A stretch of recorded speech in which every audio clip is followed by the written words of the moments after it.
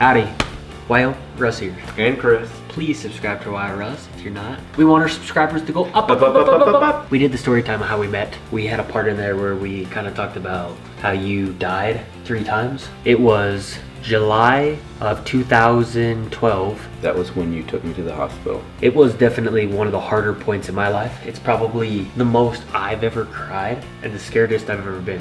We had this talk earlier. If flatlining is actually considered dying.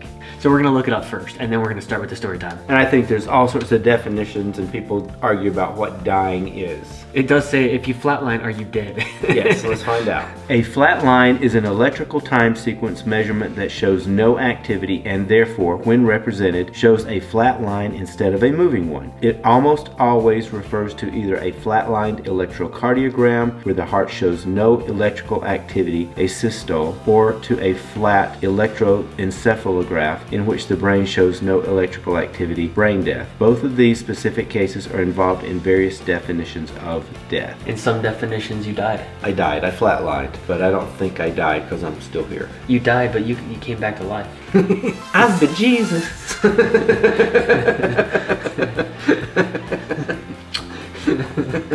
I just didn't wait 3 days. You just did it 3 times instead. I did it 3 times instead of 1 time, and I did it real quick. You're laughing, but this is like this is a deep story. Well, I'm here to laugh. I came back to laugh with y'all. So it starts off, we're eating at a restaurant. I ate the same thing, everything everybody else ate. And then we went to the fair, right? Was it the same day that we went to the fair? I think so. Anyway, I started getting sick, but we ended up getting on some ride. I turned green on this ride. When we got the zipper, when we got off the ride, people were telling me I was green. And they didn't mean I was environmentally conscious. Yeah, they didn't mean I was environmentally conscious. They just meant I was green. Shall we put it lightly or just put it out there? Just put it out there. I had diarrhea for a week. I can't believe you're making me tell this story.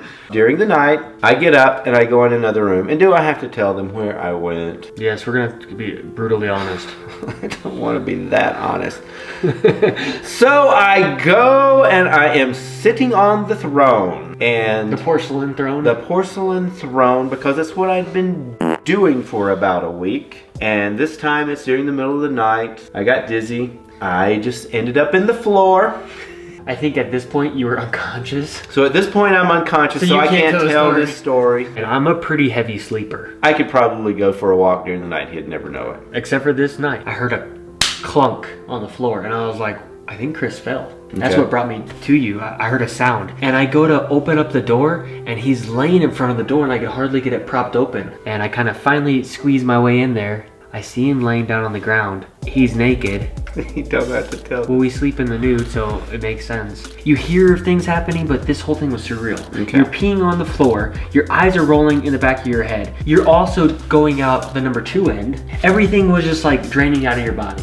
It's because like when you die or when you start to die or what have you, everything comes out of every orifice you've got basically when you die. I'm trying to get him to come back. I check his heart and your heart wasn't beating. And somehow I like got you to wake up. You just woke up all of a sudden, your heart started beating again. I was trying to get you on your feet. I got you on your feet and we get out of the bathroom and we walk like maybe 5 feet and your eyes roll in the back of your head again. We were pretty close to the bed at that point and I lay you down on the bed and your heart was no longer beating and I'm crying and I decided to call 911 and I put them on speakerphone and I'm bawling at this point, just like crying, and you were doing nothing. You had no breath, you had nothing. Your heart was completely not doing anything, not beating or anything. You were doing nothing. And I'm just having all these flashes like, this is it. The person I love is dead. Like, what's gonna happen? What am I gonna do?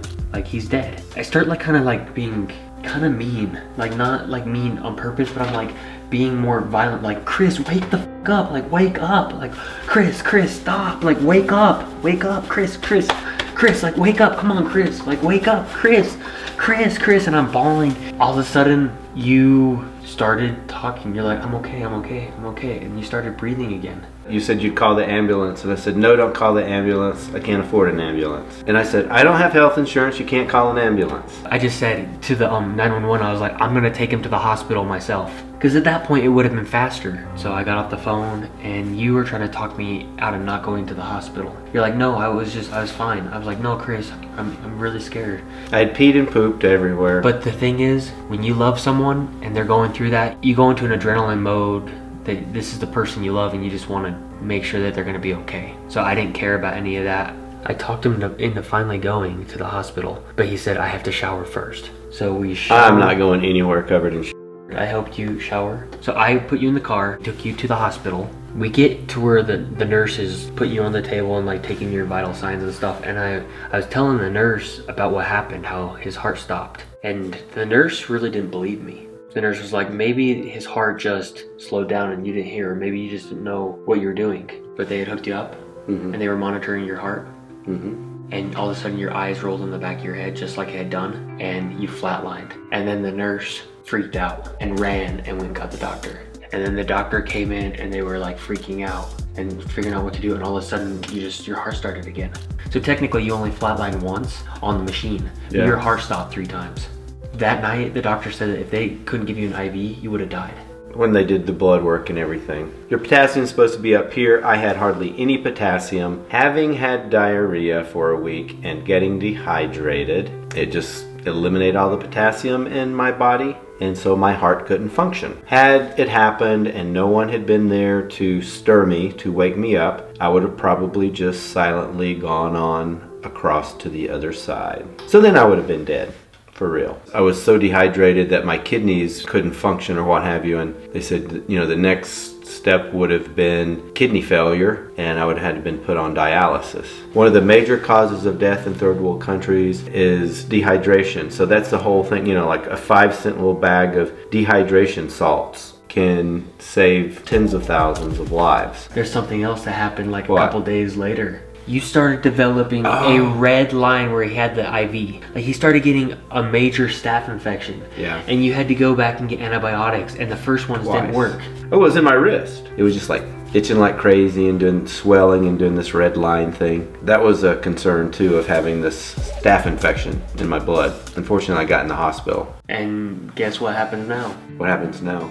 Sometimes you have some heart episodes to this day, and it scares me. I am telling you, I have like a PTSD with it. I get these weird triggers where I'm just like like this feeling in myself where like whatever I'm doing, I'm afraid for you and I don't want to leave you alone. So it's a different thing now. It's arrhythmia. My arrhythmia had never happened before these episodes. Yeah, now he has like some heart episodes that are pretty scary. Still, it brings me back to that feeling that I think you're gonna have something happen, and then I'm left here and I don't want you to leave me. Can you imagine if that happened to me? My heart stopped. That'd be horrible. I'd be doing what you did, except I wouldn't have the strength to probably pick you up. Maybe I'd get superhuman too at that point. I don't know. I didn't see a bright light. I didn't see any angels. Thank goodness I didn't see any demons. I didn't have one of those life after death experiences. Certainly that I remember, that I'm aware of. Nothing like that. I could have used a few angels. Or just like good looking men or something. Good looking men. When something happens to this dude, I cry like a baby. I mean, there's no question that I love you. I break down when something happens to you, of course. Yeah, he's a good guy. He takes care of me. I love him too. So that's how you died 3 times. I can't believe you want to put this out there. But it's a story time. Story time, how Chris crapped himself. Why, Russ? And Chris, love you long time. It's still beating here. We're the Blue-Eyed Boys. Someone said that, remember? Yeah. Oh, it was Bonnie. It was Bonnie. Hi, Bonnie.